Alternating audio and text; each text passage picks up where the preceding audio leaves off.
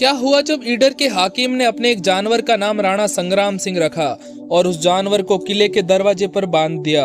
उसके बाद शुरू हुआ एक खौफनाक मंजर, इतिहास की एक खौफनाक घटना जो शायद ही बहुत कम लोग जानते हैं। ये बात है दोस्तों 1518 ईस्वी की। ईडर का उत्तराधिकारी बनने के लिए रायमल राठौड़ और भारमल के बीच विवाद चल रहा था।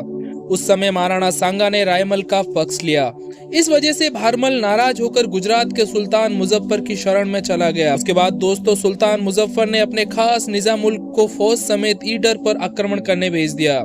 इसके बाद वक्त के हालात को समझते हुए रायमल बीजानगर की पहाड़ियों में चले गए और निजाम मुल्क ने ईडर पर कब्जा कर दिया। कुछ समय बाद एक दिन एक भाट ने निजाम मुल्क के सामने महाराणा सांगा की प्रशंसा करते हुए कहा कि आज पूरे हिंदुस्तान में महाराणा संग्राम सिंह जैसा कोई दूसरा राजा नहीं है। महाराणा ने रायमल को शरण दी है, इसलिए आप भले ही थोड़े दिन ईडर में रह लो, पर अंत में राज्य तो रायमल को ही मिलेगा। ये सुनकर निजाम मुल्क ने एक कुत्ते का नाम संग्राम सिंह रखकर उसे ईडर के दरवाजे पर बांध दिया और भाट से कहा कि अगर संग्राम सिंह ऐसा ही मर्द है तो यहाँ आकर अपनी किस्मत आजमावे। मैं भी देखता हूँ कि वह कुत्ता किस तरह रायमल की हिफाजत करता है। मैं यहीं बैठा हूँ, वो आता क्यों नहीं है यहाँ। उसके बाद भाट ने कहा कि महाराणा सांगा जरूर आएंगे, तुमको ईडर से निकाल देंगे। फिर इस भाट ने चित्तौड़ आकर महाराणा सांगा को ये बात बताई तो महाराणा ने 40,000 सैनिकों के साथ ईडर पर चढ़ाई की। रास्ते में डूंगरपुर रावल उदय सिंह अपनी फौज समेत महाराणा की सेवा में हाजिर हुए।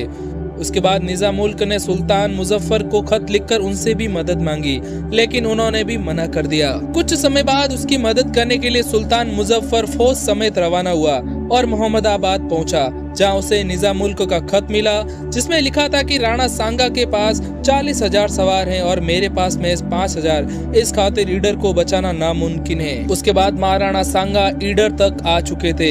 निजाम मुल्क लड़ने के लिए किले से बाहर निकला, पर महाराणा की फौज देखकर बिना लड़े ही भागकर फिर से ईडर के किले में जा छिपा। कुछ समय बाद वह ईडर छोड़कर अहमदनगर के किले में चला गया।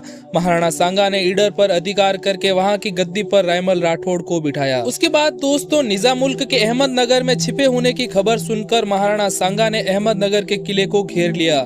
निजाम मुल्क के सैनिकों ने किले के द्वार बंद कर दिए और किले से ही हमले किए। महाराणा की तरफ से डूंगर सिंह चौहान सख्त जख्मी हुए और उनके कई भाई और बेटे लड़ाई में काम आए। महाराणा ने डूंगर सिंह को बदनौर की जागीर दी थी। कान सिंह ने महावत से कहा कि हाथी से किले के दरवाजे तोड़वा दो। हाथी ने दरवाजे पर लगी कीलों से डरकर हमला न किया, जिससे कान सिंह ने दरवाजे पर लगी कीलों को पकड़ा और हाथी से कहा कि अभी टक्कर मारे। हाथी की टक्कर से दरवाजे तो खुल गए, पर कान सिंह के जिस्म से किले आर पार हो गए और वे वीर गति को प्राप्त हुए। ऐसी ही एक घटना महाराणा अमर सिंह के समय उठाला दुर्ग में हुई, जिसमें बल्लू शकावत ने वही काम किया जो यहाँ कान सिंह ने किया था। उसके बाद कान सिंह की वीरता से उत्साहित होकर राजपूतों ने अहमदनगर के किले में घुसकर सभी दुश्मनों को मौत के घाट उतार दिया। दोस्तों इतिहास की जानकारी अच्छी लगी हो तो हमारे चैनल को सब्सक्राइब जरूर करें। मिलते हैं अगली वीडियो में। धन्यवाद।